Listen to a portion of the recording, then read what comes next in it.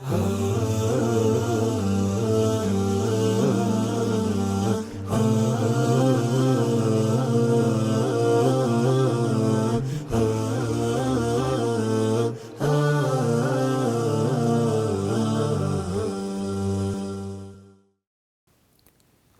അലൈക്കും വറഹ്മത്തുള്ളാഹി വബറകാതുഹു.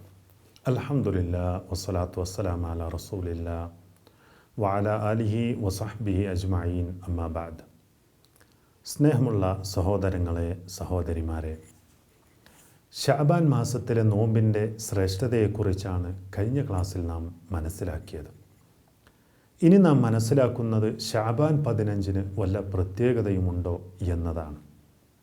നമുക്ക് കാണാൻ സാധിക്കും, അബൂ മൂസൽ അശ്അരി റളിയല്ലാഹു അൻഹു അദ്ദേഹം രേഖപ്പെടുത്തി വെച്ചതായിട്ടുള്ള, അദ്ദേഹത്തിൽ നിന്ന് നിവേദനം ചെയ്യുന്നതായ ഒരു ഹദീത്ത് പ്രകാരം നമുക്ക് കാണാൻ സാധിക്കും. ഇന്നല്ലാഹ തആല ലയത്വലിഉ ഫീ ലൈലത്തിൻ നിസ്ഫി മിൻ ശഅബാൻ. നിശ്ചയമായും അല്ലാഹു സുബ്ഹാനഹു വ തആല ശഅബാൻ പകുതിയുടെ രാവിൽ അഥവാ 15-ാം രാവിൽ തൻ്റെ അടിമകളിലേക്ക് നോക്കും. ഫയഗ്ഫിറു ലിജമീഇ ഖൽഖിഹി. എന്നിട്ട് അള്ളാഹുവിൻ്റെ മുഴുവൻ സൃഷ്ടികൾക്കും അവൻ പുറത്തു കൊടുക്കുകയും, ഇല്ലാലി മുശ്രിക്കിൻ ഔ മുഷാഹിനിൻ, ബഹുദൈവ വിശ്വാസിക്കും അതേപോലെ തന്നെ മുഷാഹിനും ഒഴികെ. ആരാണ് മുഷാഹിൻ എന്ന്? മുഷാഹിൻ എന്ന് പറഞ്ഞാൽ പണ്ഡിതന്മാർ രേഖപ്പെടുത്തി വെച്ചിട്ടുണ്ട്, മറ്റുള്ളവരെക്കുറിച്ച് ശത്രുതയും പകയും വെച്ച് നടക്കുന്നവനാണ് മുഷാഹിൻ എന്ന് നമുക്ക് കാണാൻ സാധിക്കും. മഹാനായ ഇമാം അൽബാനി റഹിമഹുല്ലാ അദ്ദേഹത്തിൻ്റെ സിൽസിലത്തു സ്വഹീഹയിൽ ഈ ഹദീസ് രേഖപ്പെടുത്തുകയും വ്യത്യസ്ത പരമ്പരകളിലൂടെ സ്വഹാബിമാരിൽ നിന്ന് ഉദ്ധരിക്കപ്പെട്ടിട്ടുണ്ടെന്നും ആ റിപ്പോർട്ടുകൾ പരസ്പരം മറ്റൊന്നിനെ ബലപ്പെടുത്തുന്നുണ്ടെന്നും അദ്ദേഹം തന്നെ രേഖപ്പെടുത്തി വെച്ചതായി നമുക്ക് കാണാൻ സാധിക്കും. എന്നാൽ ശഅബാൻ 15-ൻ്റെ രാവിൽ പ്രത്യേകമായ നോമ്പും നമസ്കാരവുമൊക്കെ നിർവഹിക്കുന്നതായി നമുക്ക് കാണാൻ സാധിക്കും. നമ്മൾ മനസ്സിലാക്കേണ്ടത്, അതിന് യാതൊരു അടിസ്ഥാനവും പ്രമാണങ്ങളിൽ നിന്ന് നമുക്ക് കാണുക സാധ്യമല്ല. എന്നാൽ പല ഹദീസുകളും നമുക്ക് കാണാൻ സാധിക്കും, ഉള്ള ഹദീസുകൾ തന്നെ കെട്ടിച്ചമക്കപ്പെട്ടതും വളരെ ദുർബലവുമായിട്ടുള്ള ഹദീസുകളാണ് എന്നുള്ളതാണ് പണ്ഡിതന്മാർ നമുക്ക് മനസ്സിലാക്കി തരുന്നത്.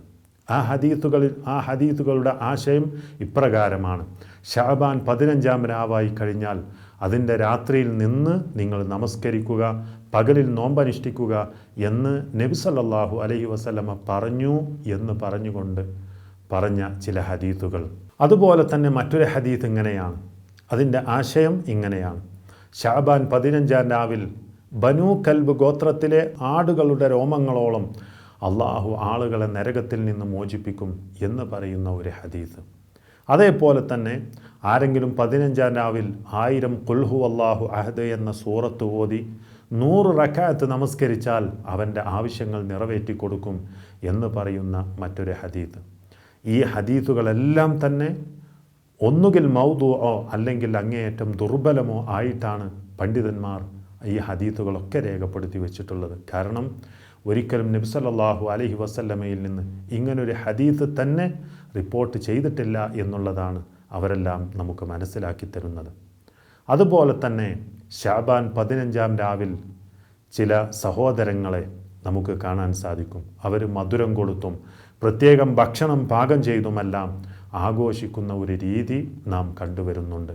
ഇതെല്ലാം അള്ളാഹുവിൻ്റെ റസൂൽ സല്ലല്ലാഹു അലൈഹി വസല്ലമയോ സ്വഹാബിമാരിൽ നിന്നോ യാതൊരു മാതൃകയുമില്ലാത്തതാണ്.